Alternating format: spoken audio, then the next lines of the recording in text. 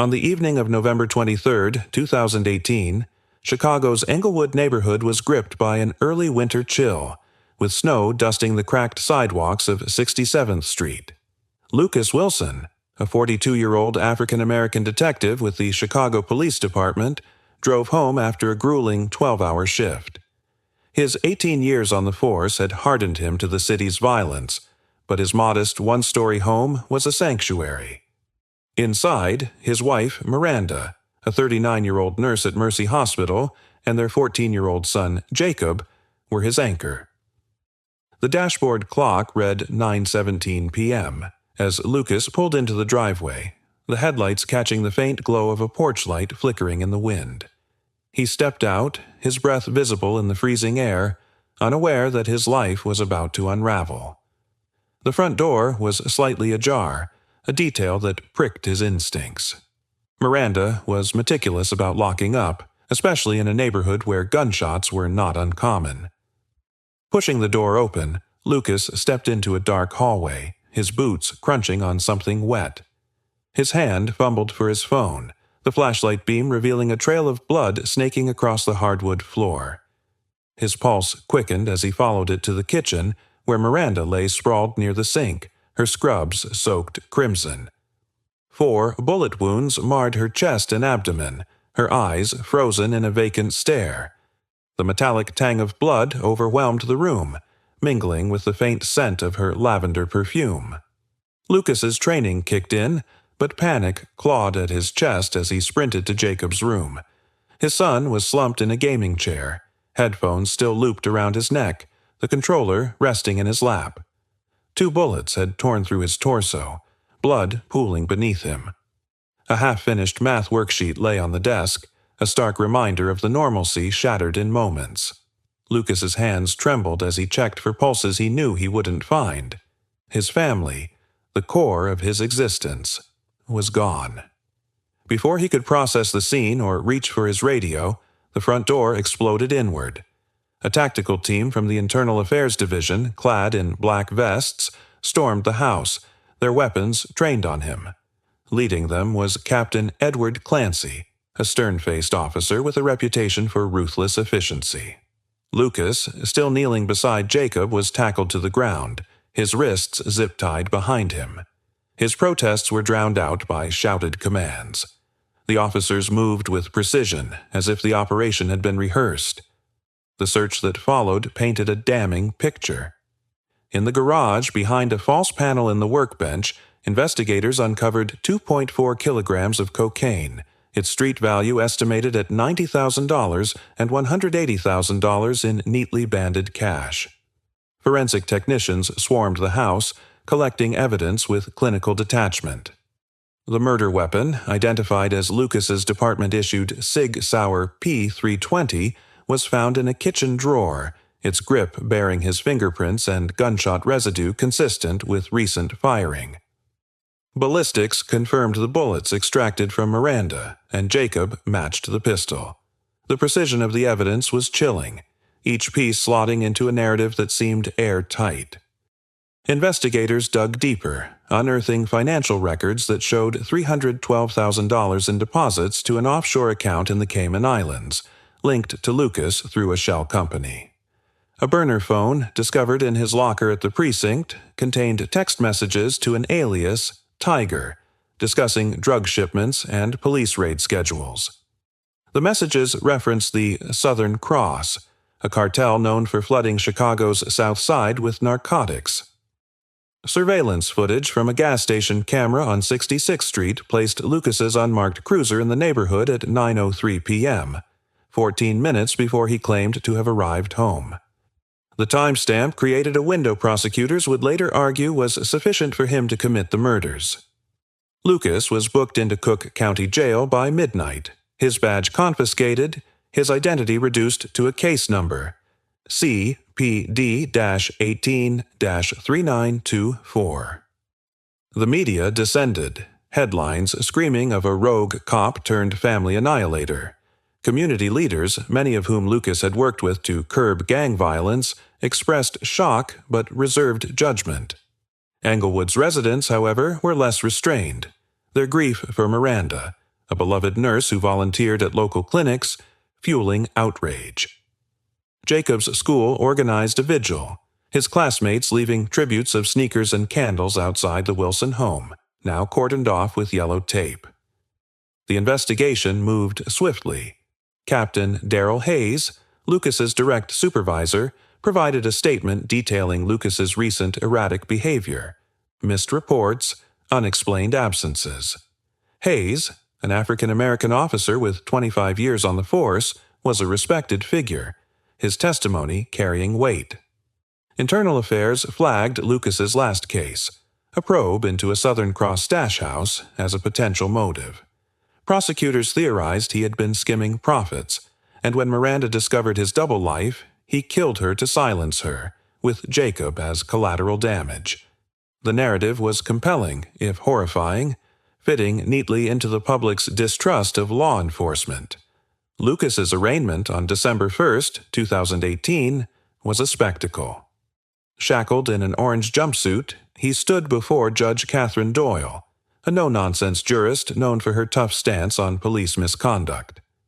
His attorney, Sarah Green, a tenacious African-American public defender, argued for bail, citing Lucas's clean record and community ties.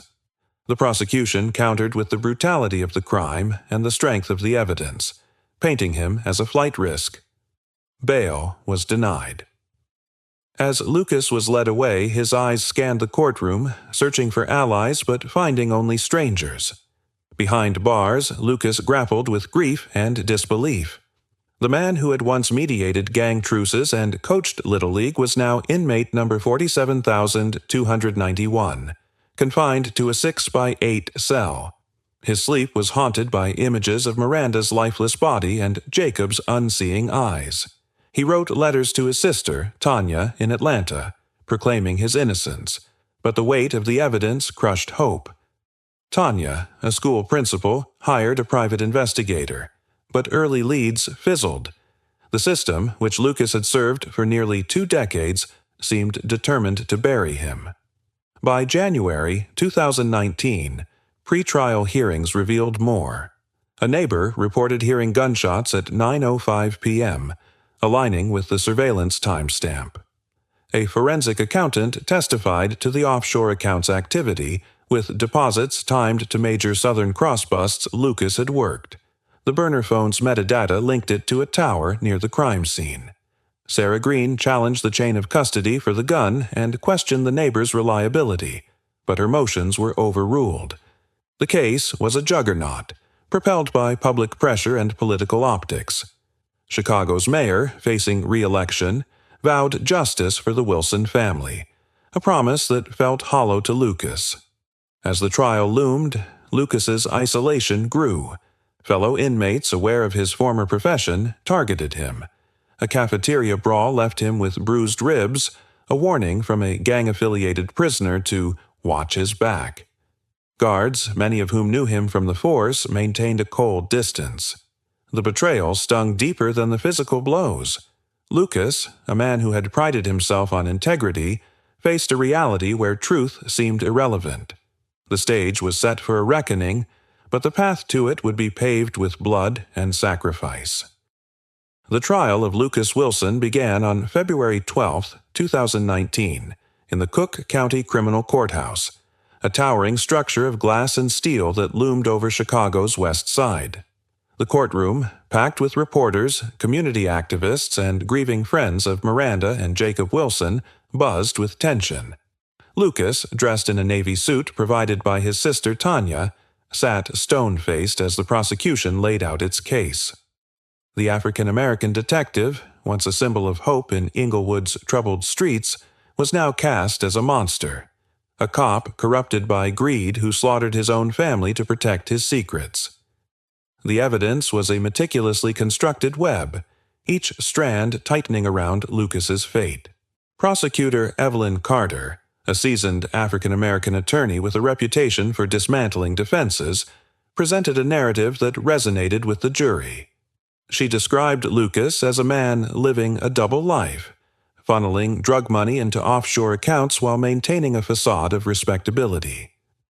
The 2.4 kilograms of cocaine and $180,000 in cash found in his garage were, she argued, the fruits of his betrayal. The murder weapon, his own Sig Sauer P320, bore his fingerprints and residue, linking him irrevocably to the crime scene.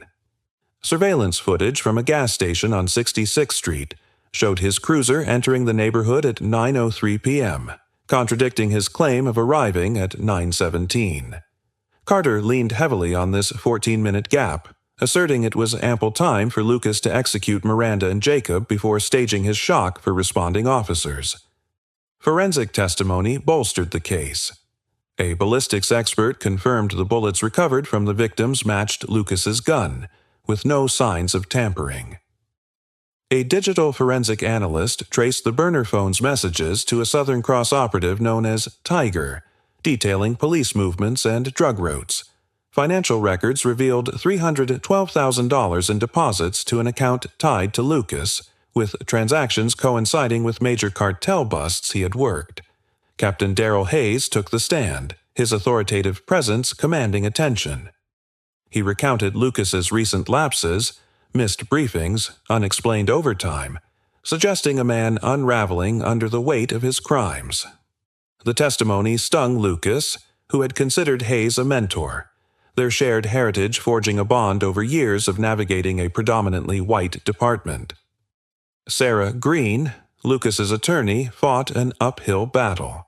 She cross-examined Hayes, probing inconsistencies in his oversight of Lucas's cases, but his responses were measured, deflecting scrutiny.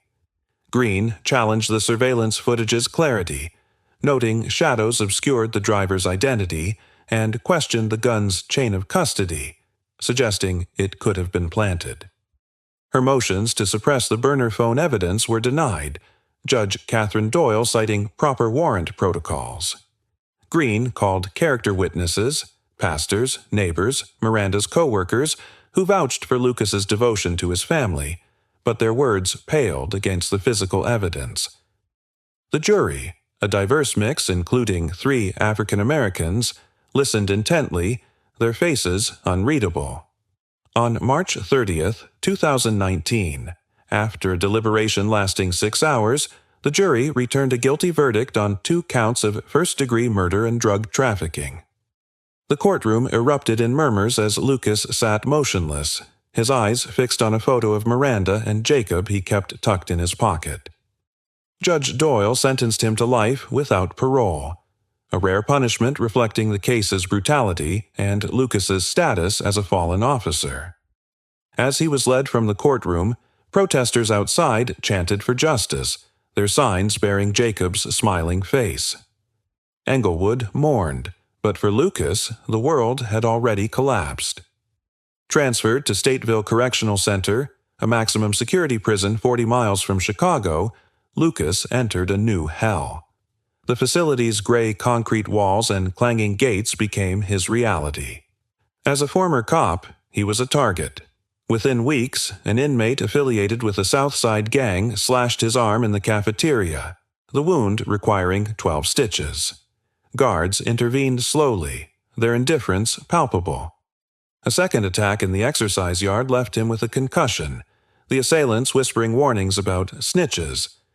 Lucas's police training, hand-to-hand combat, situational awareness, kept him alive, but each encounter chipped away at his spirit. He grew gaunt, his once muscular frame hollowed by stress and grief. Isolation became his shield. Lucas avoided common areas, eating alone in his cell when possible. He wrote to Tanya, detailing his innocence, but her visits dwindled as her own life demanded attention. The prison library offered brief escape, where he read true crime accounts, searching for parallels to his case. Nights were the worst, his mind replaying the blood-soaked kitchen, the weight of Jacob's lifeless body. Guilt gnawed at him, not for the crimes he was convicted of, but for failing to protect his family.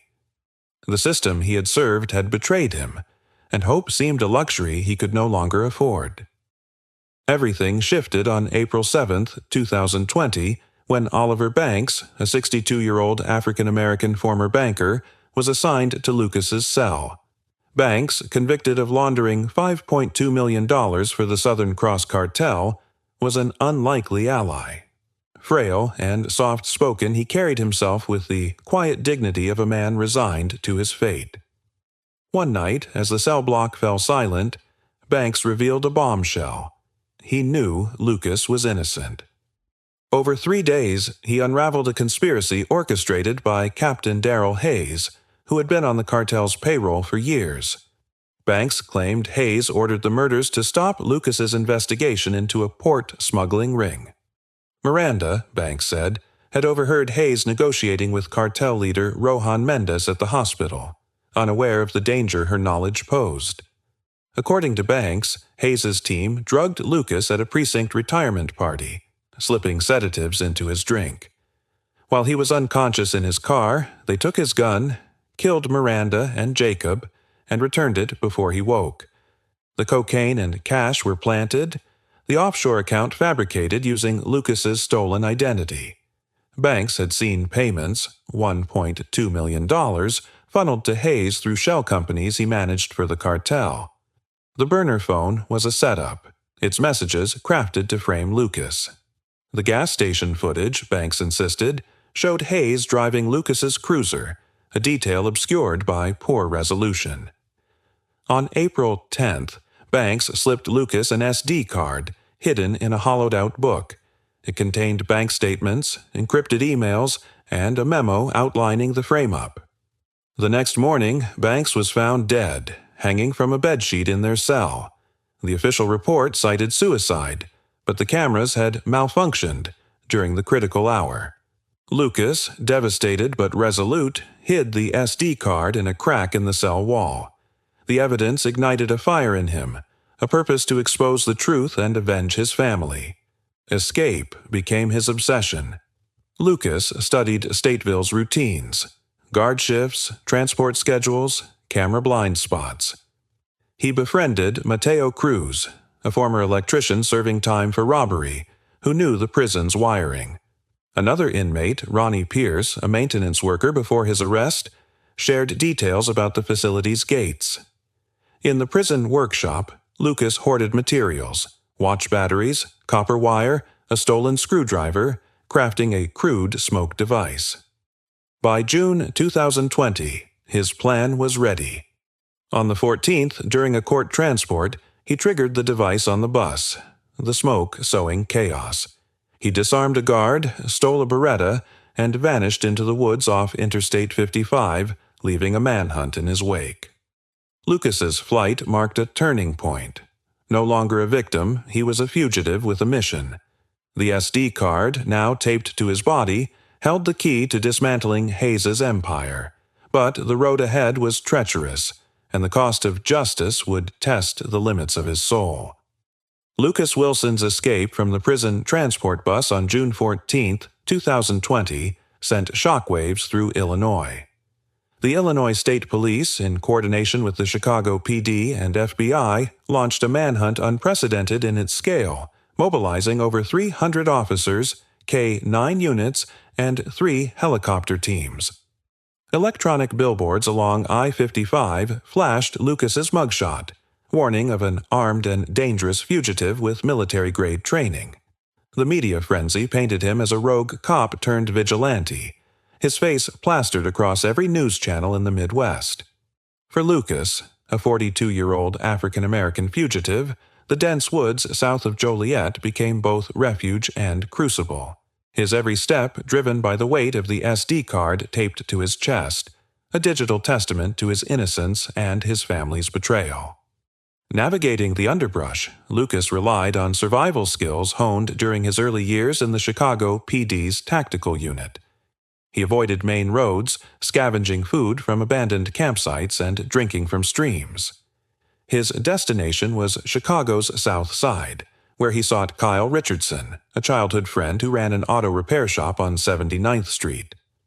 Kyle, an African-American mechanic in his late 40s, had grown up with Miranda in Englewood, their bond forged in church basements and block parties. When Lucas arrived at the shop 3 days later, gaunt and mud-streaked, Kyle didn't hesitate. He provided $4,000 in cash, a burner phone, a Glock 19 with 2 magazines, and a fake ID under the name Marvin King. The shop's back room, cluttered with oil cans and spare tires, became Lucas's temporary hideout as he planned his next move. The SD card's contents, bank records, emails, and a memo implicating Captain Darrell Hayes in the murders of Miranda and Jacob Wilson, pointed to a sprawling conspiracy.